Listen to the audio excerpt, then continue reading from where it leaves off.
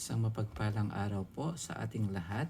Ngayon ay December 7, 2025, second Sunday ng Advent. Ibig sabihin malapit na ang Pasko. Basahin po natin ang ating mabuting balita sa araw na ito. Ayon kay San Mateo chapter 3, verse 1 hanggang 12. Papuri sa iyo, Panginoon. Nang panahong iyon, si Juan Bautista'y dumating sa ilang ng Judea at nagsimulang mangaral. Sinabi niya, "Pagsisihan ninyo at talikdan ang inyong mga kasalanan, sapagkat malapit nang maghari ang Diyos." Si Juan ang tinutukoy ni Propeta Isaías nang sabihin nito, "Ito ang sabi ng isang sumisigaw sa ilang, ihanda ninyo ang daraanan ng Panginoon. Tuwirin ninyo ang kanyang mga landas." Hinabing balahibo ng kamelyo ang damit ni Juan at balat ang kanyang pamigkis. Ang kanya namang pagkai, balang at pulot pukyutan. At pumunta sa kanya ang mga taga-Jerusalem, taga-Judea at mga naninirahan sa magkabilang panig ng Jordan. Ipinahayag nila ang kanilang mga kasalanan at sila'y binautismuhan ni Juan sa ilog Jordan. Ngunit nang makita niyang marami sa mga Pariseo at mga Saduceo ang lumalapit upang pabautismo, sinabi niya sa kanila, "Kayong lahi ng mga ulupong, sino ang nagbabala sa inyo upang tumakas sa parusang darating? Ipakilala ninyo sa pamamagitan ng inyong pamumuhay na kayo'y nagsisisi, at huwag ninyong ipangahas na kayo'y anak ni Abraham. Sinasabi ko sa inyo, ang Diyos ay makalilikha ng mga tunay na anak ni Abraham mula sa mga batong ito. Ngayon pa'y nakaamba na ang palakol sa ugat ng punong kahoy. Ang bawat punong kahoy na hindi mabuti ang bunga ay puputulin at ihahagis sa apoy. Binabautismuhan ko kayo sa tubig bilang tanda ng pagsisisi ninyo't pagtalikod sa inyong mga kasalanan. Ngunit ang dumarating na kasunod ko ang magbabautismo sa inyo ng Espiritu Santo at sa apoy. Siya ay makapangyarihan kaysa akin, hindi ako karapat-dapat kahit tagadala na kanyang panyapak. Hawak niya ang kanyang kalaykay upang alisin ang dayami. Titipunin niya sa kamalig ang trigo, ngunit ang ipay susunugin sa apoy na di mamamatay kailanman." Ito ang mabuting balita ng ating Panginoon. Pinupuri ka namin, Panginoong Hesukristo. Ayan po ang ating mabuting balita, tamang-tama sa ating pangalawang linggo ng Advent. Ang ibig sabihin ng Advent ay yung pagdating, yung meron tayong inaasahang darating. At walang iba kundi ang ating Panginoong Hesukristo. At dito po sa ating binasa sa araw na ito ay tungkol ito kay Juan Bautista. Sabi ni Isaías ay siya ang propeta. Sabi ni Isaías doon sa Old Testament, ito ang sabi ng isang sumisigaw sa ilang, "Ihanda ninyo ang daraanan ng Panginoon, tuwirin ang kanyang mga landas." So ito ay tumutukoy tungkol kay Juan Bautista.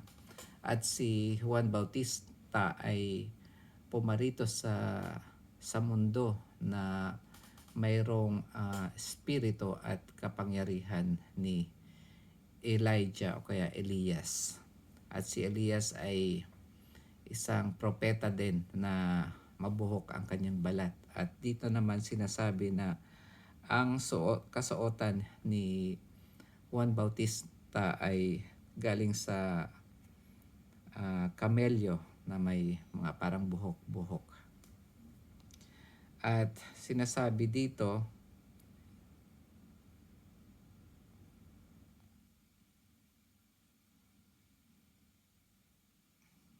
hindi dito sinasabi pero ang alam natin ay si Juan Bautista ang pinakahuling propeta at pinaka great na propeta dahil siya ang nagbigay ng daan sa ating Panginoon. Kumbaga siya yung nagpakilala na siya ang Mesiyas na darating. At dito ipinahayag niya na ang kanyang bautismo ay tanda lamang na nagsisisi na yung mga nagpapabautismo at pero ito ay hindi totoong nagtatanggal ng kasalanan ng tao. Ang talagang totoong bautismo ay manggagaling sa ating Panginoon na kung saan ay yun ay magkakaroon ng kapatawaran sa ating mga kasalanan at ayun ay nagbibigay din ng Espiritu sa atin, Espiritu Santo. So ano nga ba yung nangyayari kapag tayo ay binabautismuhan? Bilang nilikha ng Diyos, kapag tayo ay binabautismuhan, tayo ay napapatawad or napupurify sa lahat ng ating mga kasalanan. Kasama na doon yung original sin. At maliban doon, tayo ay nagiging bagong creature or bagong nilikha ng Panginoon. At tayo ay nagiging adopted son ng Diyos. At tayo ay nagiging tinatawag na partaker ng kanyang divine nature dahil siya ay Diyos. At tayo ay nagiging miyembro din ni Kristo at nagiging tagapagmana din tayo kung ano yung minana ng ating Panginoong Hesukristo sa Diyos. At tayo, huli ay tayo nagiging templo ng Espiritu Santo. Kaya napakahalaga ng bautismo na matanggap natin ito sa Sacrament of Baptism na ibinibigay sa atin ng ating simbahan. At dito naman ay maliban dyan ay yung sinasabi ni Juan Bautista ay yung itong mga ang ating Panginoon ay magbibigay ng paghuhukom sa huling panahon. Ihihiwalay niya yung mabuti at masama.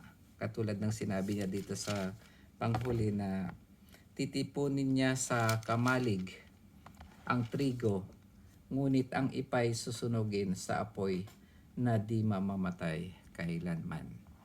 So, lagi na lang itong paulit-ulit nating maririnig na yung mabuti ay mapupunta sa kaharian ng Diyos at ang mga masasama ay mapupunta doon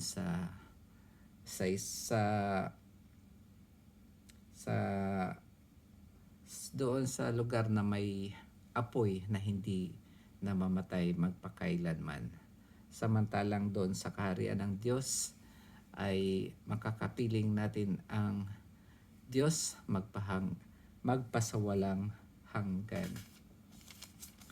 So dito sa ating napakinggan sa mabuting balita ngayon, dahil ngayon ay pangalawang linggo ng Adviento, magandang ihanda rin natin ang ating sarili sa pamamagitan ng pagpunta sa Sacrament of Confession. Kung hindi pa tayo nababaptize, magpabaptize tayo at pumunta tayo sa Sacrament of Confession para ihanda ang ating sarili sa pagdating ng ating Panginoon. Yun lamang po mga kapatid, naway meron kayo natutunan sa aking ibinahagi ngayon. Magkita-kita po tayo muli bukas. Pagpalain po tayo ng Panginoon. Amen.